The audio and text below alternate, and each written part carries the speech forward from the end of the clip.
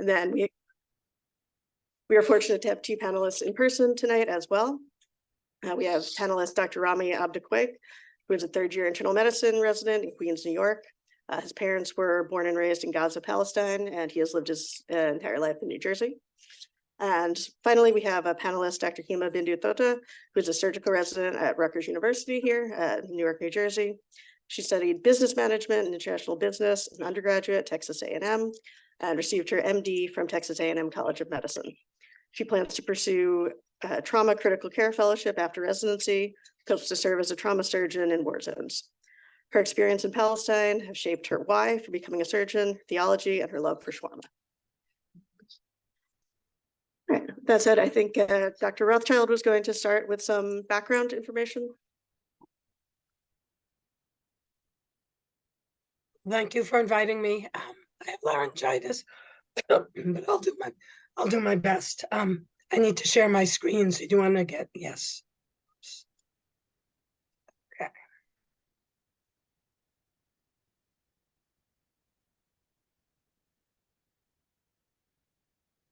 So I'm going to be talking about the health consequences of war on Gaza. And I'm going to start out on day 61, which I believe was yesterday. I'm going to start with a quote from Avi Dichter, Israel's Minister for Agriculture and former head of the Shin Bet. He said, "We are now actually rolling out the Gaza Nakba. And at this point, about 1 in 57 Gazans has been killed or injured." So I've been to Gaza 4 times. The last time was in August. Each time I've been with an NGO or human rights organization and invited by the Gaza Community Mental Health Program. So over the years, I've done direct services, women's empowerment, and lots of interviews and documentation. I also work with a number of organizations that are focused on Gaza. So one of the things I'm sort of interested in starting with is what are the narratives prevailing about this issue, because I think that it helps us to understand what is going on. So the prevailing narrative in our country is that after thousands of years, Jews who are victims of anti-Semitism have returned to our homeland where we have been met by inexplicably hostile, irrational Arabs who need to drive us into the sea. And given that mindset, security is number one. I would propose that a more accurate narrative would be that indigenous Arabs, including a small number of Jews who call themselves Arabs, lived in historic Palestine, and this conflict began when Jews began claiming their right to this place over everyone else who had ever been there, and that this dispossession, violence, and privileging continues to today. I also want to just mention the impact of Zionism on medicine. In 2018, the Israeli Knesset passed the nation-state bill, which privileged Jewish citizens of Israel over Palestinians. So there is a form of legal institutional racism in Israel. And you have to ask, are Jewish Israeli clinicians able to see Palestinian citizens of Israel or Palestinians in the territories as fellow equal human beings?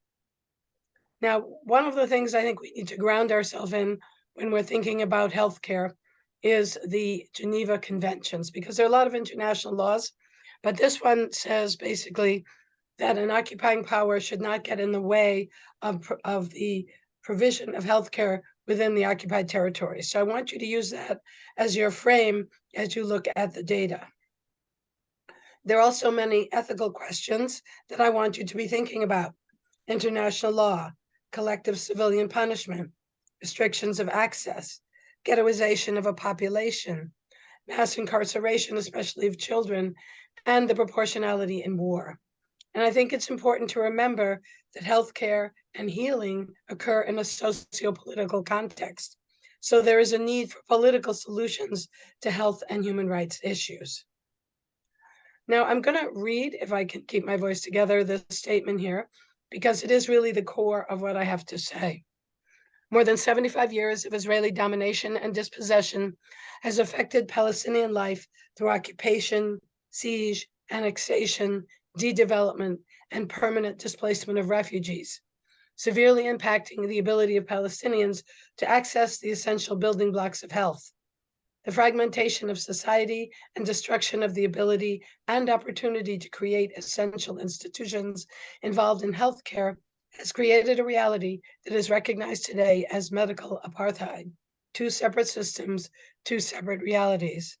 And we can see this in terms of discrepancies in things like life expectancy, which is 73.9 for Palestinians in the territories and 82.5 for Israelis.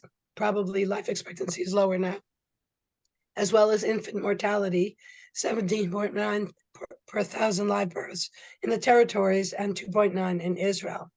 Now, this apartheid occurs through an active de-development of the healthcare system. So equipment is not allowed in, providers are not allowed out to get high-level training, et cetera, et cetera.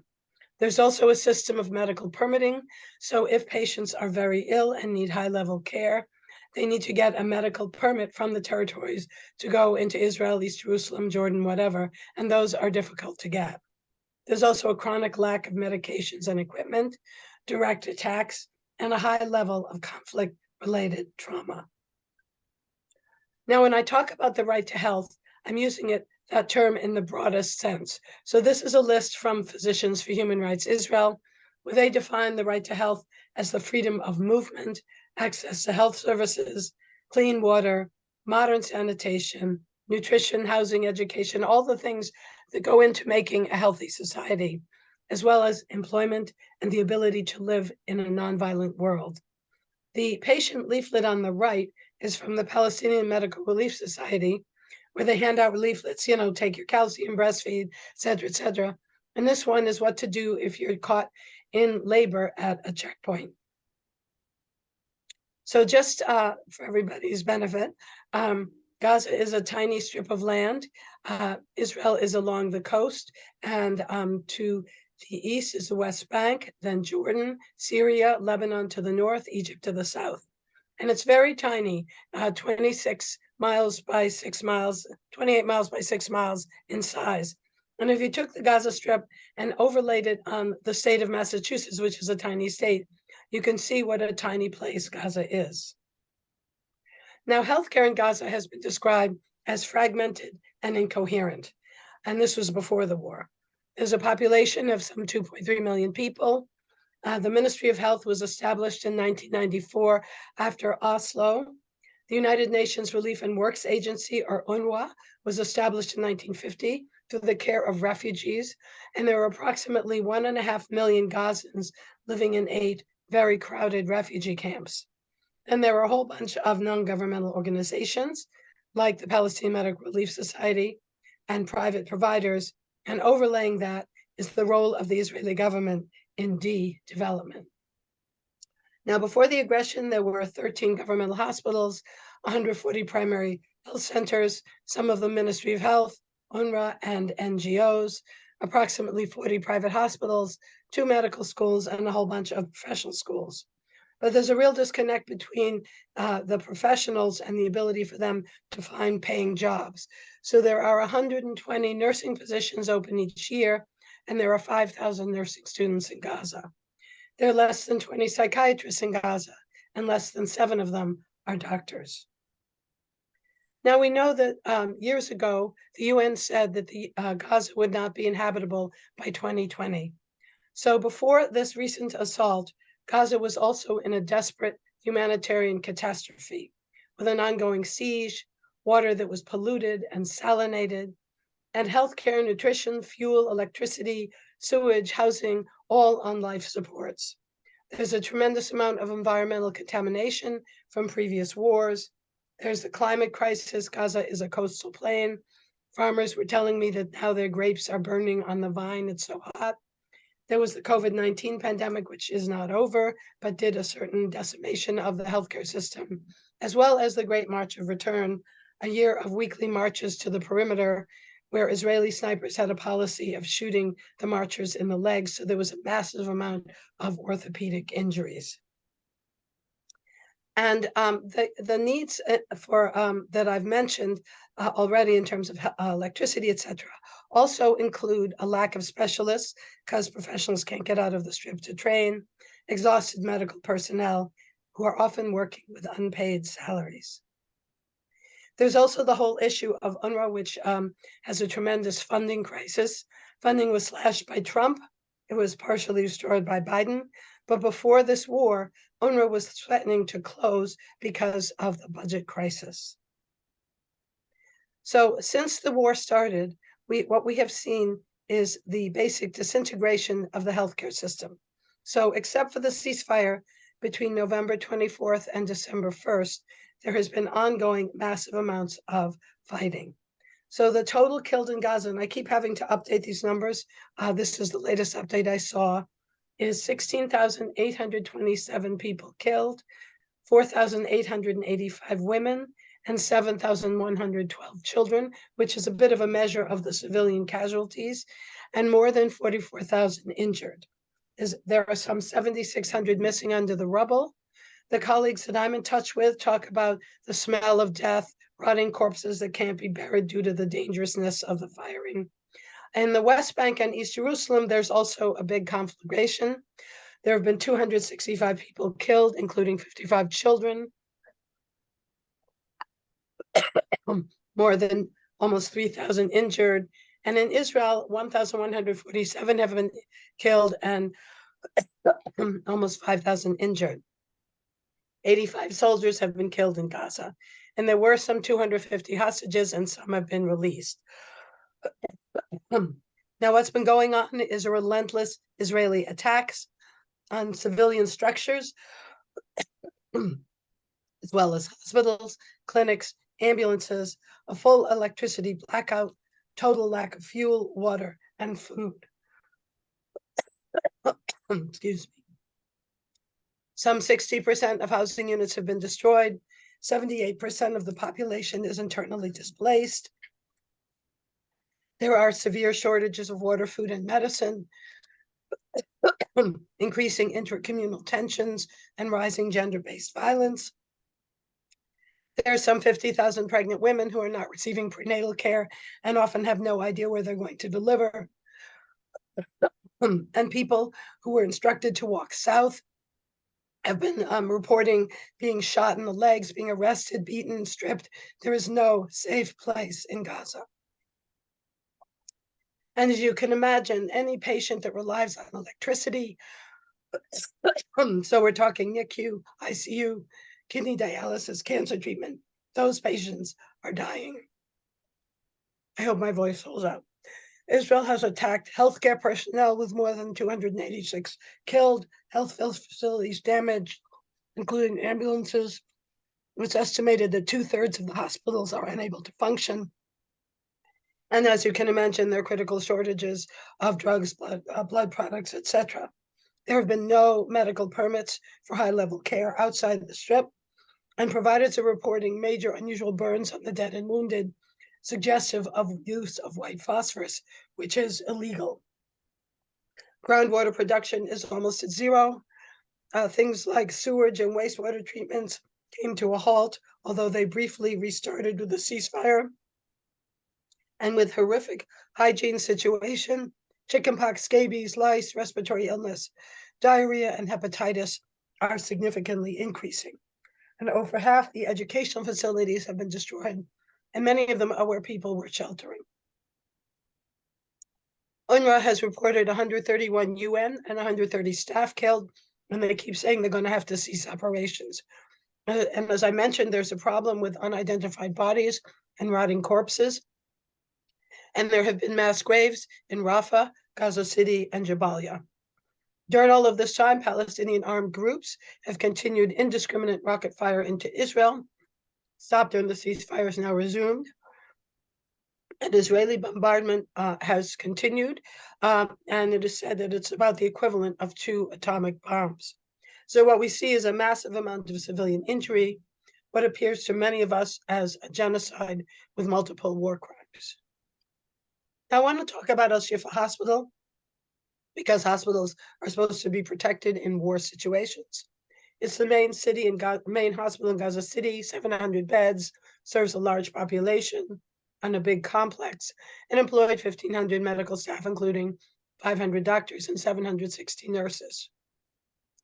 Before it was invaded, it had already been bombed, including special surgeries department, coronary care division, a warehouse, the maternity floors, and the outpatient clinic.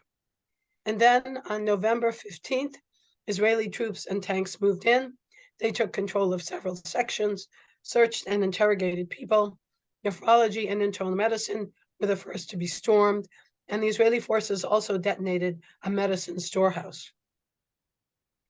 The troops ordered all young men on the hospital grounds to surrender, and they took captive dozens of people, sometimes even the relatives of patients and the injured inside the hospital. Many Palestinian men reported being interrogated, some while being held naked and blindfolded, some taken to unknown locations. Now, Israel has accused Hamas of placing a command center below Al-Shifa Hospital, but Hamas and hospital officials deny that claim. Now, the New York Times was able to enter Al-Shifa, and they looked at the findings that the soldiers reported to them and reported that it was unconvincing, that they were unable to assess that claim of a command center, didn't actually see much evidence to that effect. When the soldiers stormed the hospital, there were no reports of clashes with Hamas gunmen, and the New York Times reported it was more like a violent police raid. At the time, patients in the ICU and the NICU died due to lack of supplies, oxygen, and water. And there's this picture from the New York Times of babies from the NICU when their incubators failed, being put close to each other to see if they could keep each other warm.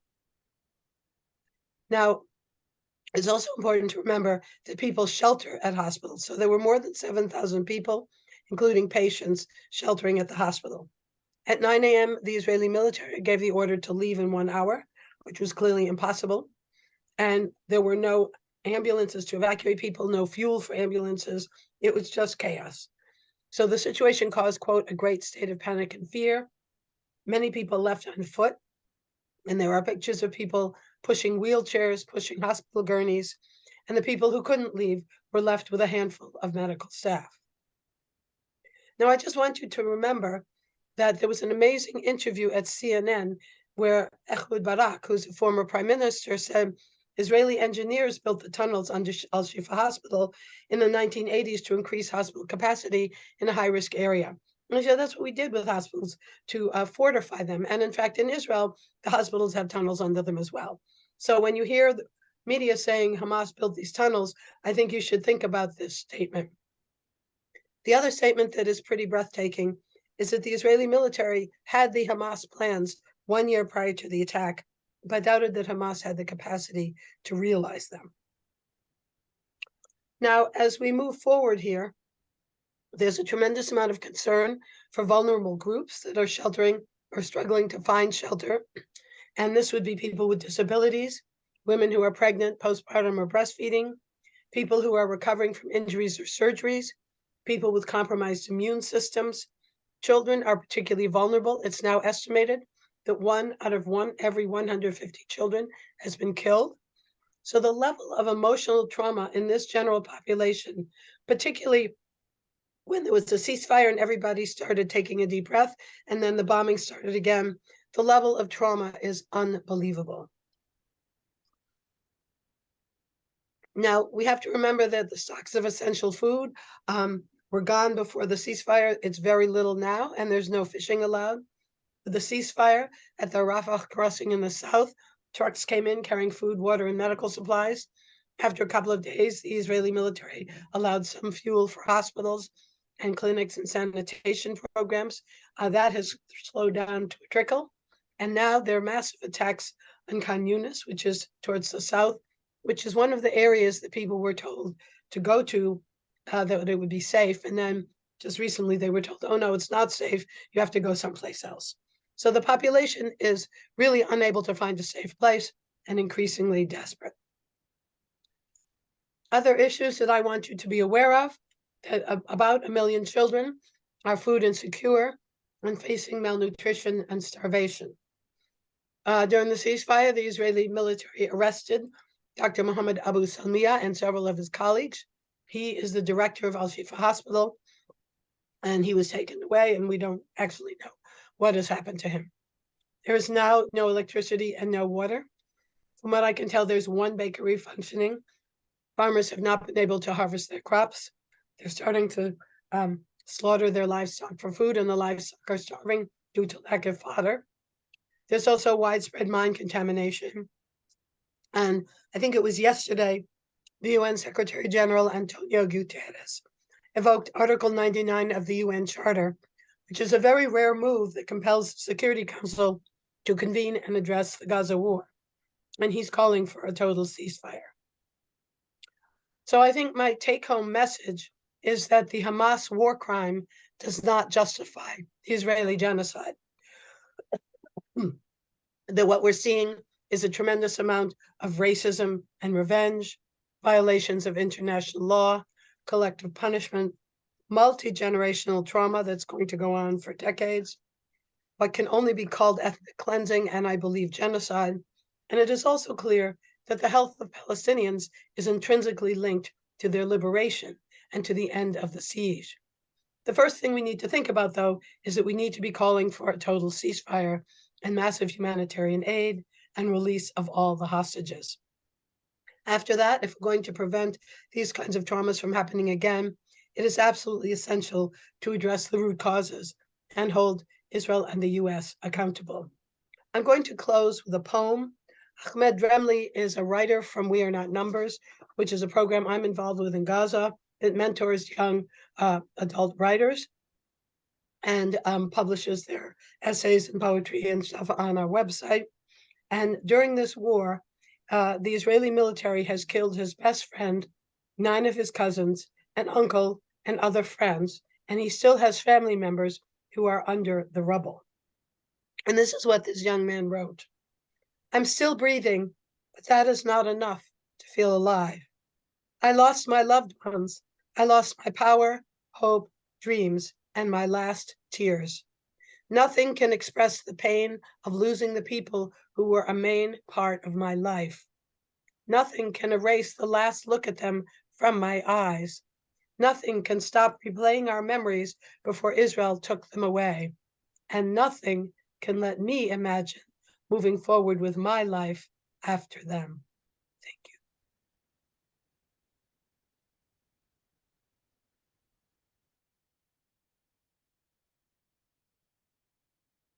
you. Okay. Thank you so much, Dr. Rothschild, for that very emotional and important talk. I believe Mr. Almadoun is going to present next. Hi, a lot of people have been calling me a doctor lately, so, take a number. I'm not one. I'm just, a Palestinian American who's in this philanthropy space and, with a family in Gaza. I'm going to start my talk about UNRWA and UNRWA USA and then pivot about the personal side, if that's okay. So I'm the director of philanthropy at UNRWA USA. As you know, this is the UN agency that started in 1948 to support the Palestine refugees. There are a few UN agencies that do different things. UNRWA is the only agency that has the mandate to work with the Palestine refugees. That means UNHCR, for example, works with all refugees around the globe, Syria, Afghanistan, Turkey, anywhere under the sun, but they cannot work with the Palestine refugees. So UNRWA right now is the largest humanitarian actor inside the Gaza Strip. We have 14,000 staff inside Gaza. Just a very quick thing, when I say we, I work for UNRWA USA. It's the affiliate of UNRWA. We're not actually the UN agency that does the work, but we are their arm here in the US. We do a few things for them. One of them is obviously fundraising, awareness building, advocacy, and we do a lot of work, on their behalf here. And it's and also for tax reasons and things like that, when people give a gift, it has to be for a US charity, and that's us. And UNRWA right now is hosting 1.2 million Palestinians inside Gaza. So this is about 53% of the population in Gaza are in 156 buildings. That means, there's 80% of the community have been displaced. 1.7 million have been displaced. My family is in the north. A lot of people from the north and the Gaza City have moved to the south. And, so those folks went to find shelter inside UNRWA schools, facilities, warehouses. So a lot of those folks now are trying to survive Remember, those are schools, are not meant to be shelters, but they are serving as ones. They are at least 4 times, some of them are 10 times the capacity, meaning the school is done to host 4,000 people. Right now, they're hosting 20,000. So remember, we're in the winter. That causes a number of health issues. A lot of, so this is a health crowd. UNRWA estimate that the diseases with the stomach and all that internal things 4 times 4 times likely to have those diseases, and the skin diseases 3 times triple the risk. So there is a lot of issues like that. UNRWA does have health clinics, but sadly, because of the situation, we are only opening 9 of them out of the 22. They provide primary care, but really the most focus is the health of the new moms and the babies. That's really UNRWA's biggest gift to the Palestine refugees: education and the health of the child. One thing that I can share because of UNRWA's work and the advocacy we're doing, the vaccination rate in Gaza is higher than countries like Germany. So we're very active about the vaccination, even inside during these campaigns and military campaigns we're seeing in Gaza. About 15,000 kids got their vaccinations despite what's collapsing around them. Right now, UNRWA is doing a lot of things that traditionally it doesn't do. So new things that have been tasked to UNRWA is, for example, delivering fuel to bakeries, delivering fuel to hospitals. UNRWA has been a trusted partner of the US government and an agency that the Israelis love to hate, but they're the first to work with, meaning that they give us sort of like, here's 100,000 liters of fuel, distribute it and tell us the log. So UNRWA does that, and because of the transparency and the record keeping, they feel they could do these things. And in addition to that, we are operating water wells to get people to drink, mostly in the south area and middle area of Gaza. In addition to that, we're bringing food in. The stuff that's getting into Gaza, you hear about 20 trucks, 50 trucks, 200 trucks. Those are coming into UNRWA's warehouses.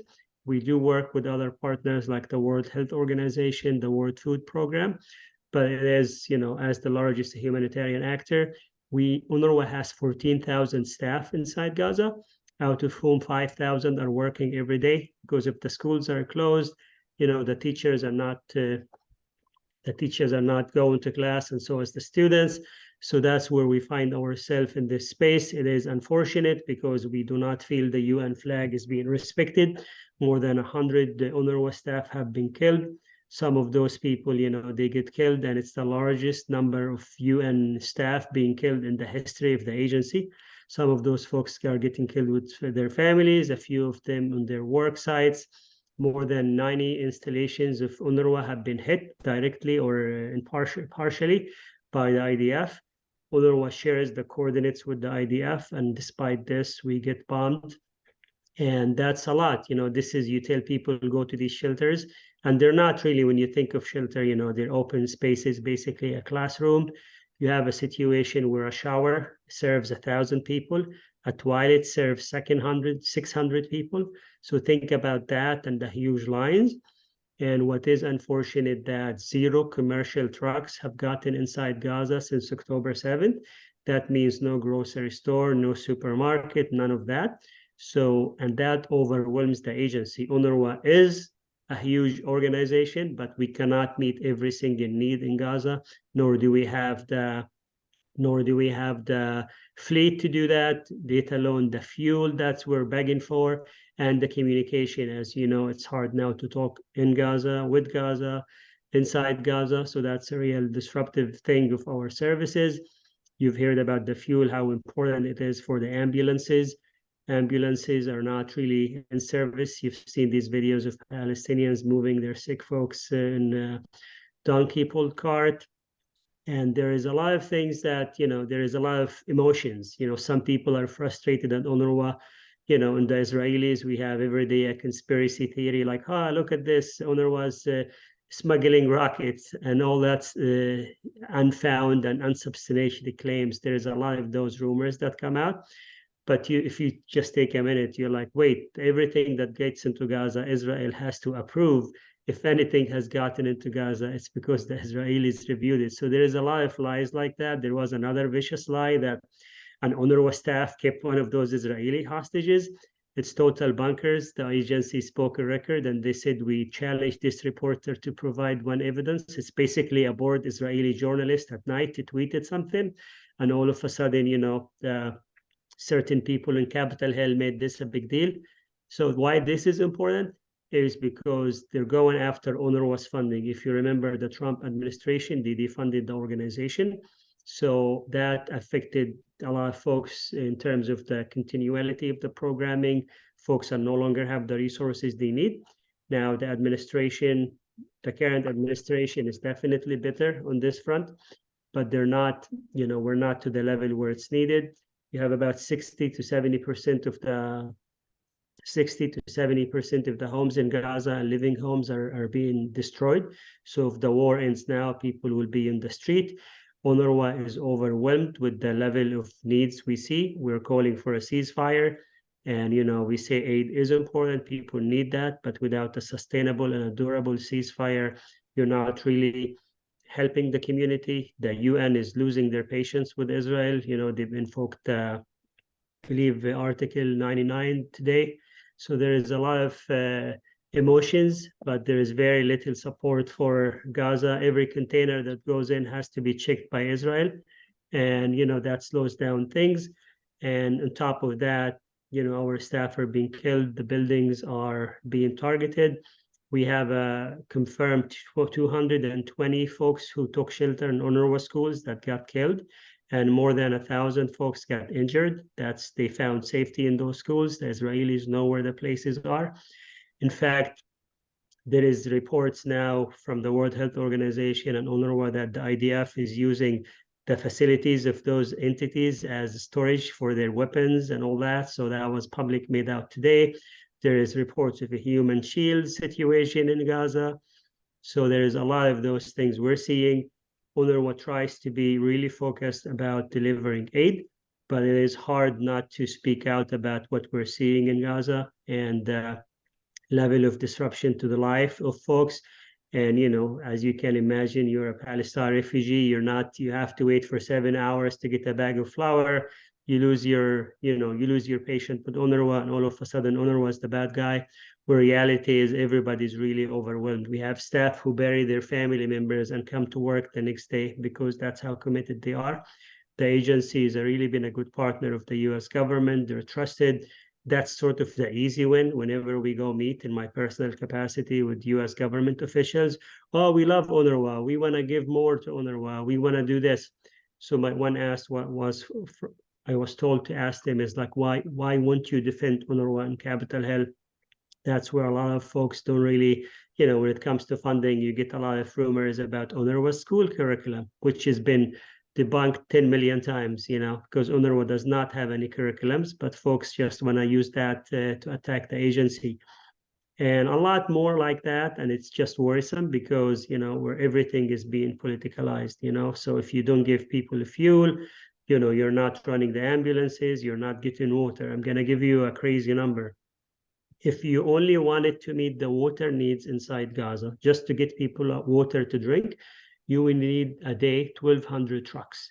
This is how many trucks a day of water you have to bring in. So the Israelis eventually gave fuel like a month into this, I call it genocide in my personal capacity, and you will know in a minute why. Because you can't pump water from the ground, people don't drink. This is a real problem for folks in Gaza. And not only that, the sewage water won't pump, it's going to be in the streets. And basically the Israeli government officials said, we want to give the fuel to the Palestinians so the diseases don't affect our soldiers.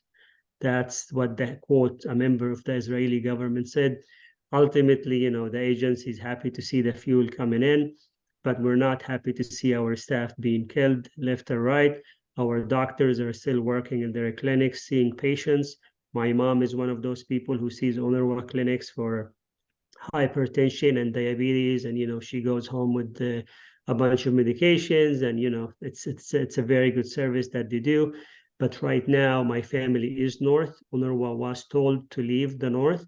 A lot of people were upset, like, why is UNRWA abandoning the refugees? But what they neglect is that in international law, if you're the Red Cross or if you're the United Nations, and you are told leave this area by one of the warring parties, you must evacuate. You cannot go fight with the Israelis. UNRWA doesn't have an army. We don't have bulletproof vests and vehicles.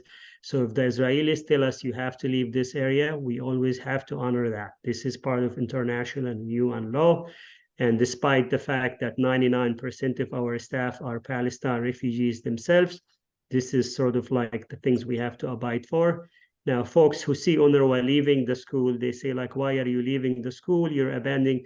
But you really have to understand, if anything happens in those schools under our watch, it's sort of like makes us complicit in this. So by leaving the place is basically the Israelis, could say, we've warned you guys, leave.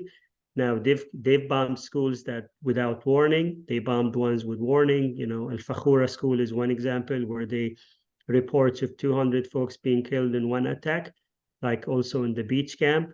But because UNRWA was not in those areas anymore, they cannot verify those. They watch them in social media, they document, but ultimately our staff is not allowed to go there. Now I'll stop about UNRWA and answer some questions, but as we speak today, this morning around 9:16 a.m., I was told that the Israeli forces arrested my younger brother. If you've seen the footage of these naked men, the IDF people, I identified my brother and my nephew. So those are people who have nothing to do with anything, and the Israelis dubbed the video Hamas people, just a PR move for their folks. And it's just unfortunate because I know my family, I know my brother, and it's just really sad because these folks have not, my brother can't read or write. And all of a sudden they have videos of, my family members. They took them from their home. So they were inside a home and they've rounded them up to an unknown place. They've also arrested my father, who's 72 years old, a retired teacher. And they convinced themselves everybody is Hamas. And that's just really unfortunate because, this is not what they're, basically we're seeing lies being marketed inside Israel that, we've seen a video where about 100 young Palestinian men, and it says these are Hamas fighters. Basically, these are like half of them are my cousins, and they have nothing to do with that. In fact, some of them were trying to leave Gaza to go live in Turkey or find an opportunity before this. And this happens exactly 2 weeks prior in Black Friday here in America, an hour and a half before the truce. The Israelis killed my younger brother Majid, killed his family, destroyed our home, and they've killed his family. The youngest of his boys is Ali, 7 years old, Omar, 9 years old, Siwar, a basketball player, a promising one, 14 years old, Nariman, a college student, very shy, and his wife Safa. They did nothing. They were sleeping. An hour and a half before the truce, they were killed. And this is really sort of like, this is the people who are paying the price of the war. If, I live in America here, this is my home, and I know those folks, I know these streets, and they're being killed, and I've shared the coordinates for our house with as high as the White House. I've met with the people we know from the White House and people we don't. And every time everybody acts helpless. I've been engaging in this conflict in the media front a lot and with the US government. Even some Palestinians call me out. They say, why are you still talking to these people? They don't care about us. And we have to still speak out and support the Palestinians as much as we can. I'm definitely hurting for, the loss of life on the Israeli side, because this is what we've learned from our mothers. And I've said that from day one. But the reality is this is being used as an excuse to erase my people, my family. And this is something happening. There is no reason for folks like that to be killed. I name one more person, Tariq Tabit, a Fulbright scholar, got a scholarship from the State Department, went to Michigan State, got his education, came to Gaza 6 months later, boom, killed with 15 members of his family in one night. This guy was an entrepreneur, IT, superstar, and just like that, the first 2 weeks of the war in Gaza. So we're seeing a lot of those folks pay the price of this. And You know, you've seen nasty and ugly public statements from Israeli officials that they go as far as calling to genocide, call for a genocide on live TV, like in networks like CNN, and nobody calls them out on it. I've heard Jake Sullivan from the National Security Council in the meeting tell us in a group, we met with him in a private briefing, the Israelis, they are hurt, and we cannot tell them to do the right thing while they're hurting. So basically, the question we asked, how many more dead Palestinians is going to make the Israelis feel secure and safe again? And nobody can answer that. You know, when we asked that, there was 2,000 Palestinians dead. Now we're 17,000. And I love that. I know that, you know, when they say, oh, 17,000 Palestinians, according to the ministry ran by Hamas. But the Israelis are always silent numbers, even though it's the Israelis who said 1,400 and then said, oops, no, it's 1,200. So this is just a very tough fight, and it's not happening just in America, in Gaza. It's also happening here. I don't need to remind you about the college students in Vermont, the little boy in Chicago, may his soul rest in peace. And basically, we're not getting any support. All of a sudden, we feel like the train has left us, right? We don't recognize this administration. I like to continue to support the humanitarian work we're doing. But I want to tell you this, I work for the largest humanitarian organization inside Gaza, and I cannot get my mom a sip of water. I cannot get my mom safely from the north to the south. I cannot get them flour. This is how desperate the situation is. Now, if the Israelis think rounding up a couple of kids and punks and losers in Gaza and showing them as Hamas fighters gonna buy them safety, great. I know that insanity is doing the same thing over and over and expecting different results. You know, we've been through this for 75 years, and the Israelis have not changed their tactics. I don't know about you. I'm sick and tired of this. I feel unheard. And if anybody wants to send me a nasty comment to LinkedIn and Facebook and wish me death like they do every day, please feel free to do that. Ultimately, I go to sleep knowing that I'm on the right side of history. This is the end of my presentation, and I'll answer any questions. Thank you for having me. Thank you so much for sharing with us, and just want to express my condolences for all the tremendous losses that you told us about in your family. I'm going to pass the microphone to Dr. Tota. Hi, I'm Bindu. I'm one of the surgical residents at Rutgers. Like honored to have been considered to be part of this panel. I'm Indian, I'm Christian, I'm not Palestinian. I landed being involved in this conflict in a very bizarre story that started in college, where I thought I was going to Israel to study at a Bible college, and I misread the program description and ended up in the West Bank during the 2014 war. And after that, my life changed, and I went to medical school with pursuit of going back to the Palestinians to serve them. For 9 years have kind of kept that mission. And but someone always told me you can't understand a free Palestine until you've seen Gaza. And so an opportunity came for me to go to Gaza in August during my vacation. And we were part of a team trying to establish palliative care in the Gaza Strip. And the idea of palliative care is just to relieve suffering at any stage of illness. And I thought we would be talking about palliative care in the context of war, but that wasn't the case. We were talking about palliative care in the context of illness, of cancer, of what is it like for your family member to have terminal illness. And so part of our time was training 20 people, pharmacists, nurses, doctors, in the principles of palliative care for them to disseminate that knowledge to the Gaza people. And we did that at Turkish Palestinian Friendship Hospital, which is the only cancer hospital in Gaza. And then the second half of my time was at Al Shifa, spending time with the surgery residents there. And so there's a quote by Noura Arakat, who's a human rights lawyer. She's Palestinian. She's actually a professor at Rutgers. And she said, Gaza has homes, neighborhoods, schools, hospitals, Eid celebrations, graduations, beachside picnics, weddings, newborn babies and big sisters and brothers, teenage crushes, and final exams. Colonial logic transforms this abundance into one sweeping military target. And I held on to that quote those 2 weeks because the time in Gaza was an incredibly normal time. My time with the surgery residents Al Shifa was talking about our training, about I was spending time with Maisa, who's one of the 4 surgical female residents at Al Shifa. There's only one board certified female general surgeon in the Gaza Strip, and they're training 9 right now, and 4 of them are at Al Shifa. And so our conversations were, eating shawarma on the Mediterranean and talking about our families trying to arrange our marriages and just life. We were talking about life. And so it was a huge cognitive dissonance for me when this war started and Gaza did become a sweeping military target in front of our eyes. And so the one thing I just kind of wanted to share was actually just the words of my colleagues there.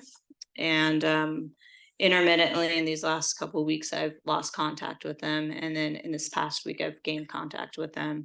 And so I just wanted to share a couple of their words and how they're processing it. And I asked them this week is what do you want to share? Well, what do you want me to share in the US? And so first thing is Suhail is the Gaza coordinator for the Palestinian Children's Relief Fund. And he texted me on December 2nd. Hard to describe the horror as medical workers discover the decomposing bodies of 5 babies in the ICU of Al-Nasser Hospital after nurses and doctors were forced by the Israeli military to evacuate. No arrangements were made for the babies who were left to die in their incubators alone. In a world of morality and conscience, can such callousness be overlooked? Mirvat Hamad, who was my closest friend there, she's a nutritionist at the cancer hospital, and she gave me this necklace before I left Gaza, and it's the Mahmoud Darwish quote, "On this land, there is life worth living." And she texted me when I texted her on October, she texted me on, I just have all of these texts from her, but there's one on the November 21st, she texted me, "Yesterday I lost my family, my uncle. Today Israel killed 2 friends, doctors in Al-Awada Hospital." She texted me on October 31st, "Hello, lovely. Yesterday I lost my sister's daughter. She's a doctor, and her 2 babies, and her husband is an orthopedic doctor in the ICU. And he's in the ICU. Wallah, who's the one who made me the scrub hat. She's a nurse at the cancer hospital. On October 9th, she texted me, "Fine, Habibti, I'm still waiting to die, but I don't know when. I'm waiting for my turn when it comes to be bombed." On October 10th, she texted me, "Habibti, I'm at work now and the hospital is shaking and the window glass is broken." On October 17th, she texted me, "I'm very afraid. I don't know how to protect my children. Will I die immediately or be injured under the rubble and no one will hear me? Or will I be injured in this hospital and there'd be no treatment? I'm waiting for me to die in pain." Then I lost contact with her for up until this week. And then she texted me on December 5th, "My dear, I am fine. I'm very unhappy and my heart is in pain. Our house was bombed by the aggressive bombing on us in the Gaza Strip. My family is displaced. My relatives are martyrs and wounded, and there's no proper treatment or health coverage for them. In hospitals, we just close the open flesh wounds without cleaning, and after a while, this wound turns into an amputation. The situation is bad. I hope that I will be martyred. Tension under the bombardment and waiting for my turn in any missile that I will die." Maisa, the surgical resident who worked at Al Shifa, we texted every day, and I think the main text the only thing you can text a surgical resident is just that they're not forgotten because they don't have time to process their feelings. And on October 10th, she texted me, "I'm still alive." And I said, "Alhamdulillah, Has there been a lot of operating these days? How many people have come to Shifa? She said, more than 1,000 that day. On October 17th, I said, I'm praying for you right now. You're not forgotten. She texted back saying, I think we'll die soon. It's so bad. More than 1,500 people died today. On this, at this time, there wasn't, Shifa was just one of the many hospitals. I didn't realize it would become the center of conversation. November 13th, she texted me, please pray for my friend Muhammad. Now he's trapped at Shifa without food, water, or food under the fight. Israel's at the door. No one can help them. Please pray for everyone trapped. On the 14th, the next day, she texted me she was with her family. So she finally left Shifa after serving all of those patients for that long. And then I lost contact with her for a couple of weeks. And my only understanding was that she was dead. But then she reached out to me this week, and this is what she wanted to share with you guys. Currently, the situation is very bad. Even the safe area of the South is no longer safe. Every place in Gaza is threatened all night long. The sounds of bombs and artillery do not stop. I cannot communicate with my colleagues, friends, or part of my family. Hospitals are no place, there are no treatments, there's no care. There's no clean water, no food, and no electricity for more than 60 days. Unfortunately, every day we hear that someone we know has died. Here, Gaza is only for slow death. It's a matter of time that none of us are left. So that's all I have to share, is the voices of our friends in Gaza. I think that's all we can, one of the many things we can do, but is one of the things I can do is just make people aware that Gaza is not a colonial military target. It is a home for people, and it's physicians and colleagues and residents who are just trying to become physicians to serve their people.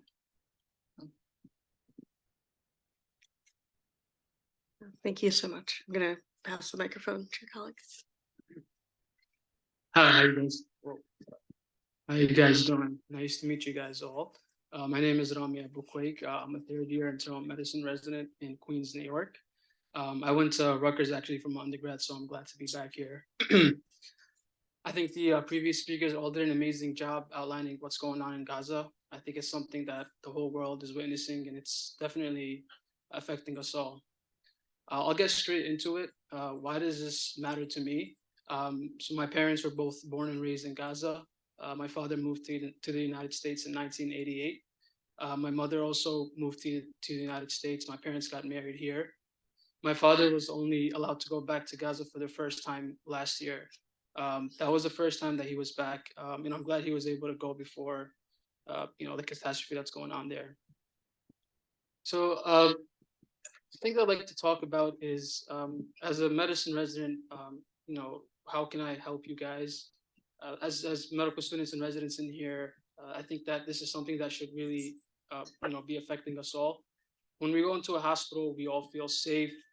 We have the privilege to treat patients without discriminating, and being able to see this stuff on social media, how hospitals are being turned into war zones and innocent civilians being killed, is something that you really, hits home. As medical professionals and as healers, this is something that we do, on a daily basis. And seeing people who are helpless and not being able to help them, should strive us to want to see some change.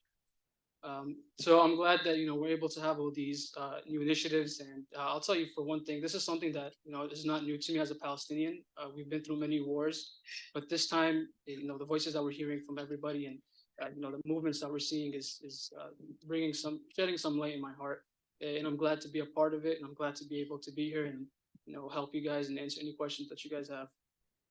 Thank you.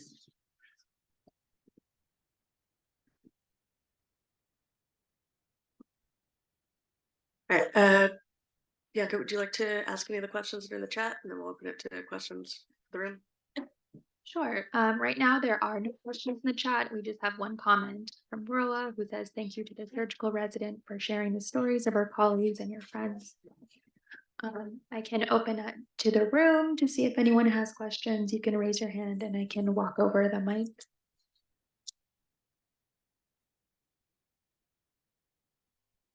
Before we can think of any questions, I just wanted to thank. Oh, there you go. Hello, hello. Thank you to all the speakers. I wanted to ask,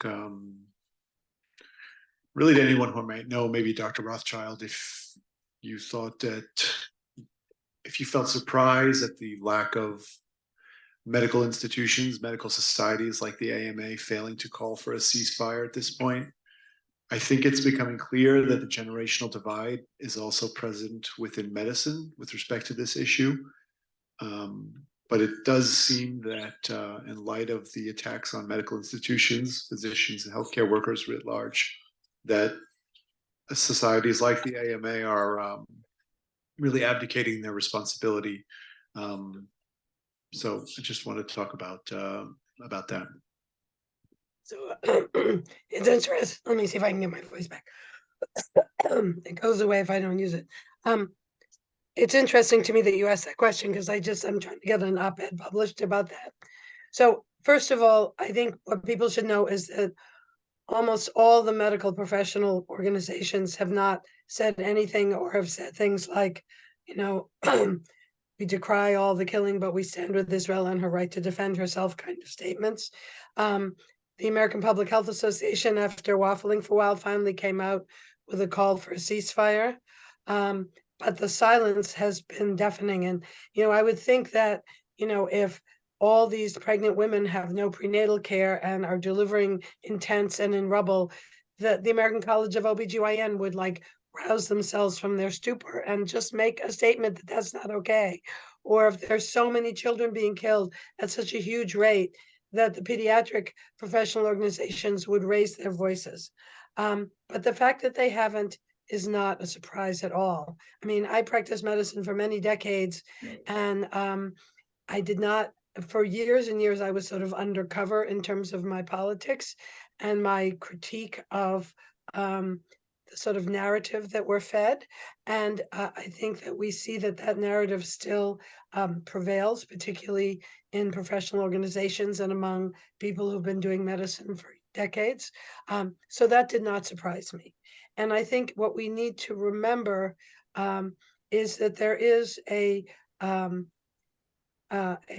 organized propaganda industry that has existed for years that is very clear that any expressions of concern or solidarity for Palestinians or for what they're going through or for defining this as a settler colonial struggle or whatever that deviates from the Israel right or wrong narrative gets attacked and gets muzzled. And people very quickly learn to shut up. And people are also often accused of anti-Semitism. And so one of the things that I've been dedicating myself to do is to try to help people to understand that criticizing a country like criticizing Israel is different than hating Jews for being Jews, which is what anti-Semitism is. But as you can see, our US Congress, like 2 days ago, voted that yes, criticism of Israel is anti-Semitism.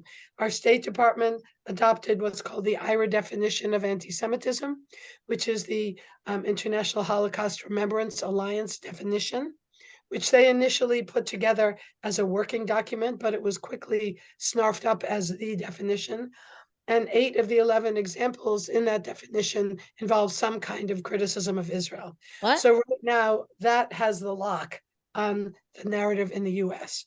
So it is really important for us to keep working at challenging that narrative and also to be brave enough to come to be open about what we see as the reality.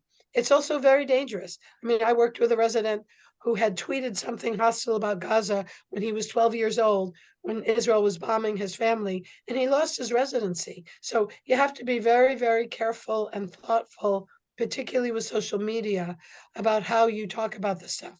But I think particularly with younger generations, it is possible to keep chipping away at the sort of iron wall of the narrative that we grew up with. And, doctors are not known for their political bravery. I mean, the AMA voted against universal health care, so, we're good people and we work hard, but we don't necessarily have politics that I think is really grounded in human rights. Thank you, Dr. Rothschild. I'm gonna go pass the microphone.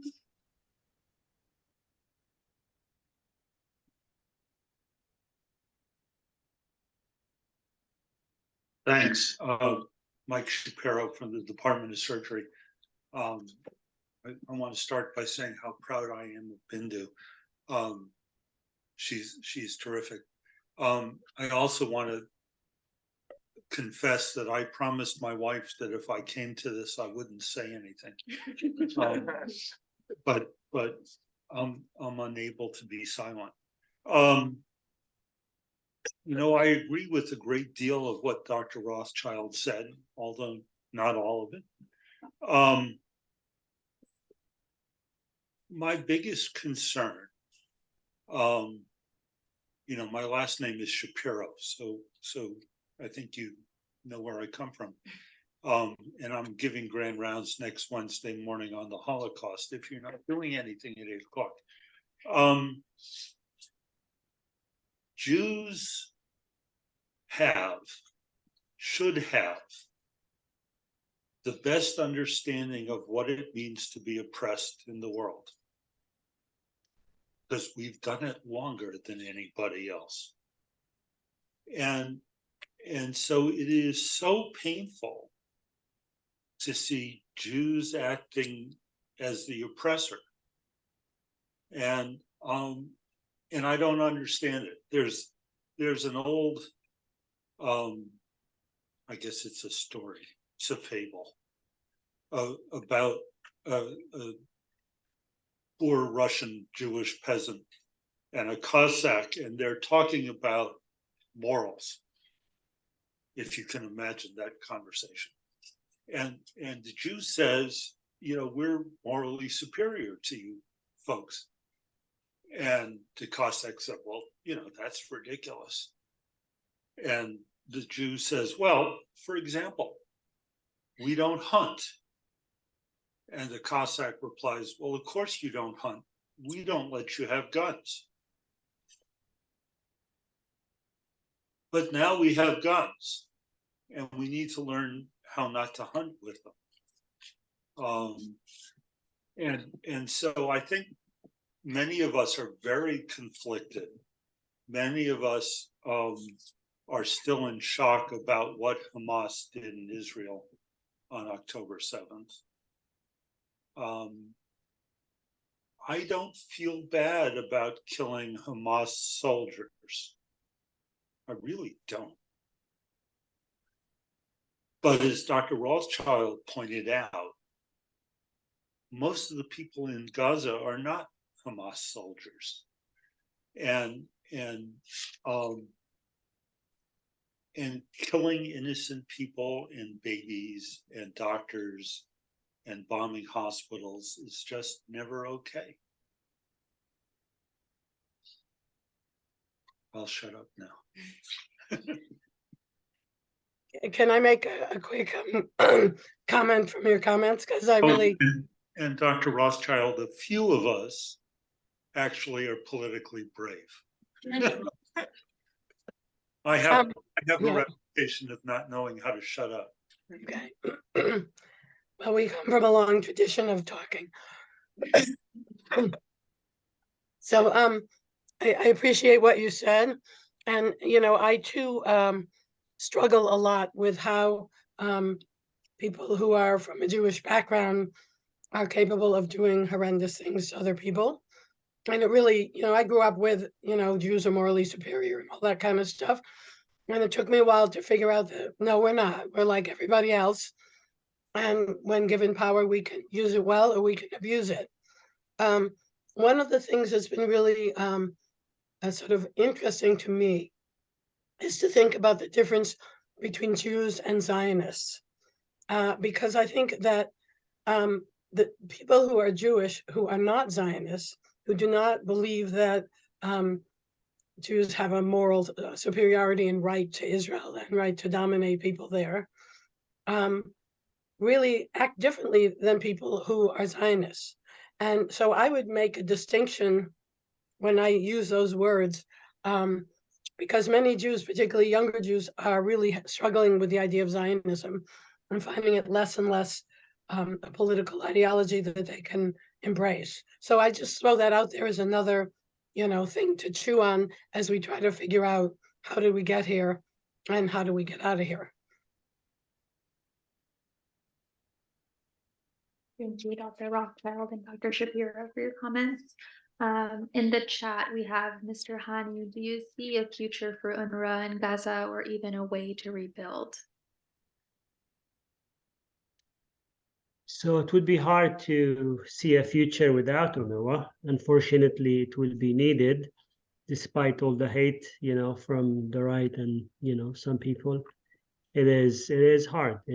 Gaza is not going to be the same again. And we don't know everything that's happening in Gaza right now. We don't know how it's going to look like.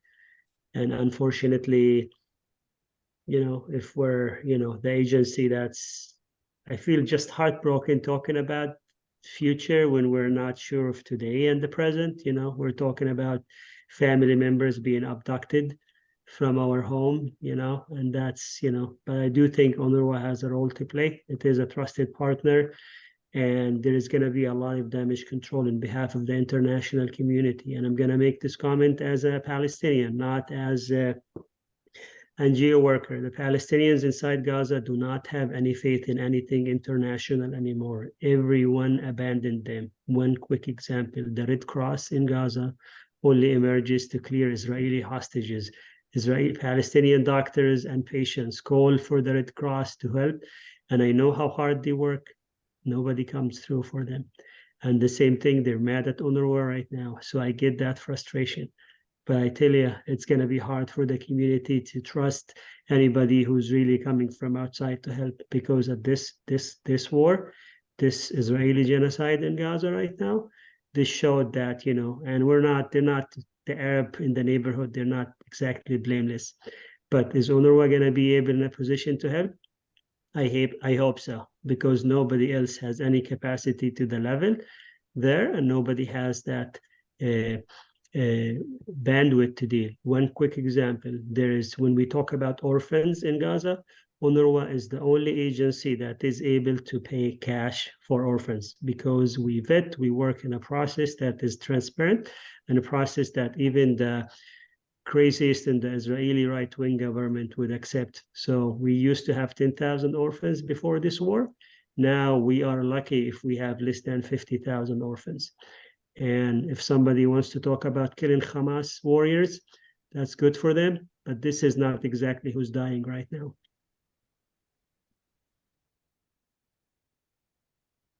Thank you. I think Abrar had a question.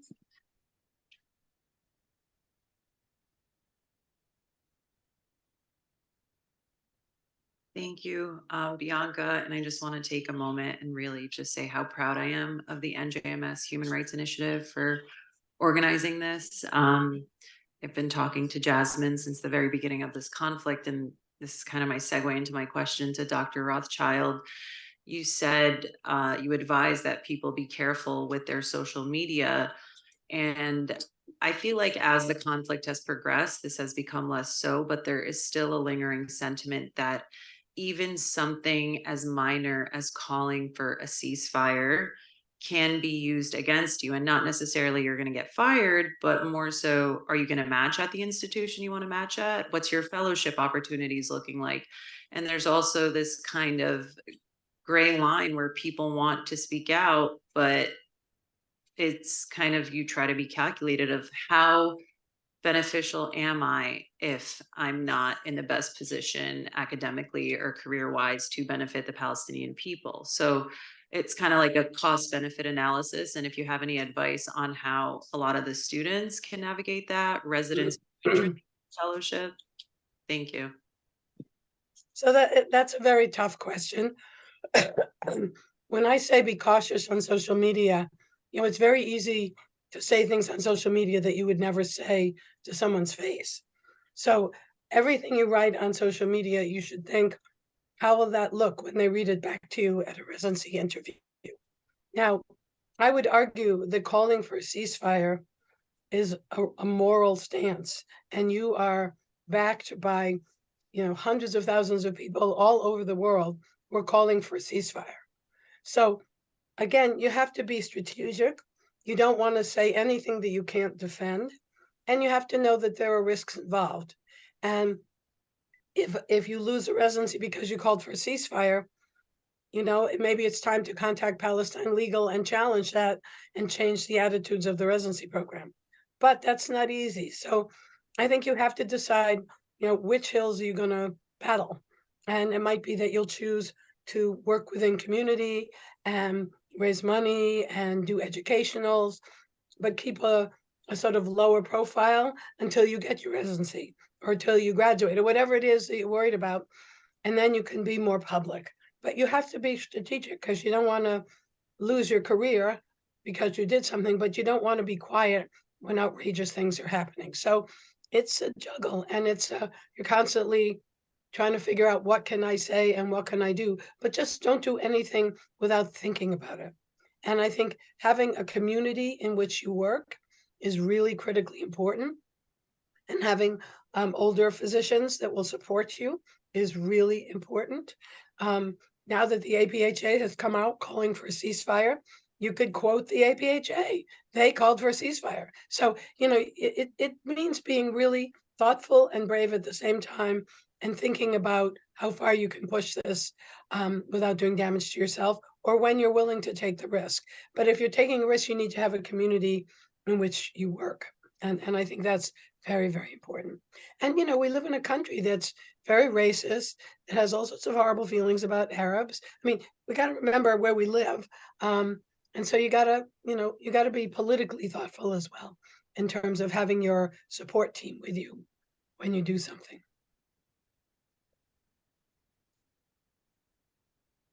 We have time for one or two more questions. Thank you to all of our panelists who are here. I know you can't see who else is in the room, but you guys are talking to about a group of over 75 student doctors, mostly NJMS, and then also other doctors as well. But I was wondering if you had any advice or specific tactics that medical students can be active in. I know you mentioned whether that's like community organizing or raising money, but maybe I think a lot of people want to do things, but people are scared or people don't know what to do. So if you had any ideas or specific things that you could point us to, I think that would be helpful. Thank you.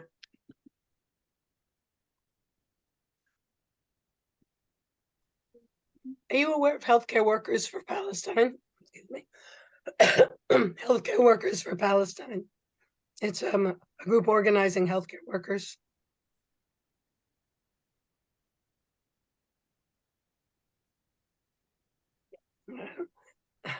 Jersey.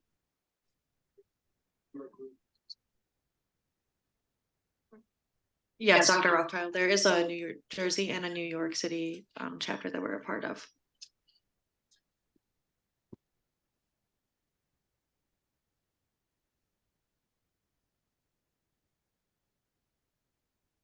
I think the other thing that medical students can do is really focus on educating the communities in which they work, and also being very aware of patients that might be traumatized by what's going on and need more sensitive care because they're going to an institution that might be largely white and they're Palestinian or Arab or feeling very endangered, and so you can have that kind of cultural awareness as well. But really educating your community, and also pressuring elected officials. I mean, it does feel like you're banging your head against the wall, but if you write to every elected official every day and give them the number of children who died today and this is what's going on, and why aren't you calling for a ceasefire? I mean, if ever, you know, I'm a doctor, I'm a medical student, I blah, blah, blah. You know, we need to use our medical voice in a powerful way. And I know people that work a million hours a week, and that kind of thing, but you could do that kind of organizing as well. Wanted to comment, I think we think of impact being at this larger scale. And you know, probably one of the most impactful interactions was the war starts October 7th. I come back to work October 9th. I'm in the operating room doing a case for Dr. Shapiro, but if you know Dr. Shapiro, he doesn't scrub. He just walks away and leaves his residents to operate. But Dr. Shapiro walks into the operating room and he was the first person to say anything to me. And he said, "Are you okay?" And I said, "I'm not." And then he said, "Do you want to come by the office later?" So that meant a lot. That probably meant more than anything. And the people I reached out to within my residency were my Jewish colleagues, because I knew they wouldn't know how to even process this. And, you know, their response to me was, "Thank you." And then they asked me, "How are your people?" Because they knew I had just come back from Gaza. And so we have to care for one another. We have to care for our own community, and we have to care for our own classmates and check in with them. And if you want to have actual impactful conversations and want people to hear you, you have to start with your people that you're surrounded with. And so prior to the war, every one of my co-residents knew that I went into surgical residency to end up in Palestine. And some of my closest friends in residency are Jewish, and we'd have these nuanced conversations over meals about, what does it mean to separate your Judaism from the state of Israel? What does it mean for, you know, to be critical of your own government? What does it mean for me as a Christian to try to separate my Christianity from the United States of America? You know, and what does it mean for my faith to be believing in a Palestinian Jewish man named Jesus? You know, these are the questions I had with my co-residents. And I think those are the conversations that I think transcend all of this. In regards to the larger scale things, I think, of course, we need to be involved. We need to say something, but and I'm honestly waiting on my colleagues in Gaza to tell me what to do, because right now I think it's just it's hard. Nothing can come in. I don't really know who do you donate to when things aren't really getting into Gaza, you know. So I have a question. I just want to say thank you. Is that supposed to be happening? I want to say thank you to all the panelists. I have a question for the residents. Like, how do you find allies at your institution? How do you know who's safe for you to talk to? I feel like that's one of the things I struggle with as someone lower on the hierarchy in medicine. So personally for me, so just like in the beginning of October, after everything that happened after October 7th, my hospital actually had like an interfaith meeting with a religious figure from a Jewish community, Christian community, and Muslim community. And HR was present at that conversation. So I decided to just say that I was from Gaza because I wanted to tell them what's going on, because at that point a lot of people were still just listening to the news and seeing one side of the story. So after that, HR just asked me to have a conversation with them. They scheduled a meeting the next day. And the next day I spoke with HR, and the executive director of the hospital was actually also there. And, I felt like they handled it very well. They just wanted to know how I was feeling, and I was very honest with them. I told them, how this hits home for me, and they were very receptive. They offered help. They asked me what they can do, honestly. And, the thing that I told them, what you could do is to, honor or just speak about the humanitarian crisis that's going on in Gaza. Forgetting about the political side, the fact that hospitals are being attacked and turned into war zones and innocent people being killed that were only sheltering.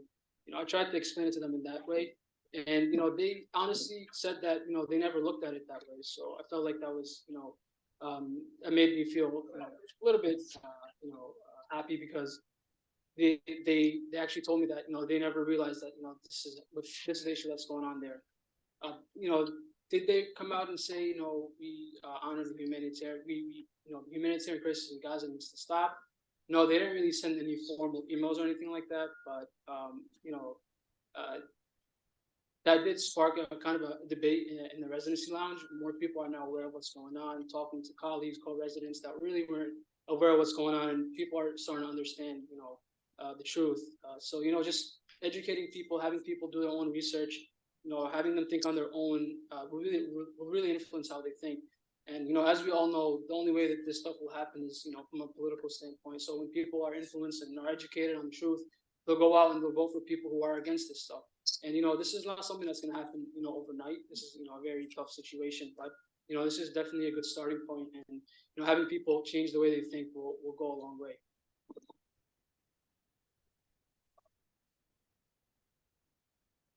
I mean, wearing a keffiyeh scrub hat singled me out quite a bit in the hospital. But the thing was, I was wearing this scrub about 6 weeks prior to the war. And I remember when I came back to work that day, I didn't wear it. I didn't wear it for a week because I didn't want it to be that I was wearing this as a political statement, or I didn't want to. It was like, no, I wore this because my friend who's a nurse in Gaza made this for me. And it's one of the best gifts I've ever received.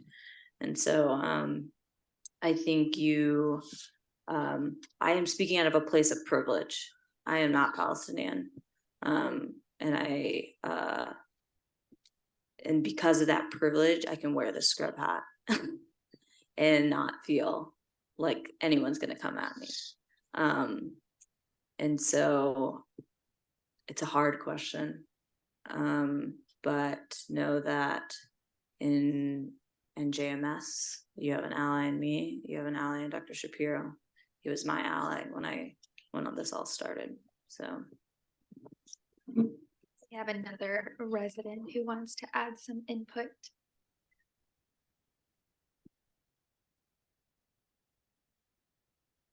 Hi, I'm a Brower. I'm a psych resident. I didn't fully introduce myself. I'm also an NJMS grad. Just to answer your question, because I think it's really hard to navigate conversations like these when you're very emotional. And of course, watching an unfolding genocide will make any human with a beating heart extremely emotional. But I just do want to encourage you kind of to back off of what Rami and Bindu said, to have those conversations. And at the core of it, I think everyone is afraid, whether they're irrationally pro-Israel and it doesn't make sense to you, that comes from a place of fear. Whether we agree with it, whether it's logical, whether it's okay, is a completely separate discussion. But at the core of all of these conversations is everyone's need for safety and protection. And we can all agree that nobody wants civilians dying. But as a resident who, I know Rami from elementary school. A lot of my best friends have family in Gaza. Like, I've cried myself to sleep, and I felt like I could not talk to anyone. And eventually I spoke with my program director. And when I had the courage to talk to my peers, they were the ones, my co-residents were the ones who were helping me package supplies for Gaza. But it's because I had that conversation. Don't expect everyone to agree with you, but don't expect everyone to be on your side. But like Rami said, giving people the time and space to process where they're at without judgment, without, feeling like they're an absolute ignorant moral failure for not having made a decision at this point. I mean, maybe we can put a question mark on that, but still, giving people the space to figure things out, and just being a safe space for them as well to ask you questions without like looking down on them in any way. And one more thing, you'd be really surprised. I was very surprised by my co-residents. Like, they were like, why didn't you come to us earlier? We wish we could have helped you out sooner. So yeah, you'd be really surprised. Thank you. I just wanted to reiterate everything that everyone said, and I am so grateful for everyone that has come out today and everyone who has asked questions and has participated. I know here and ask questions for hours and hours and I'm hours. watching a meeting, yeah. I just hope that this encourages these tough questions, these tough conversations that you have with your colleagues, your friends, your family. It's what we can do. And I just wanted to thank our panelists. I want to thank Dr. Rothschild, Honey, and both of our residents, Dr. Black. I will go ahead and link the Human Rights Initiative interest form if anyone is interested in for the Zoom chat, and anyone in person, please feel free to sign up on our little paper we have, very high tech. We can pass it around. Please, please, please eat the snacks that we have, or else I'll bring it all home and eat it into oblivion. Thank you so much again, and I hope everyone has a safe night.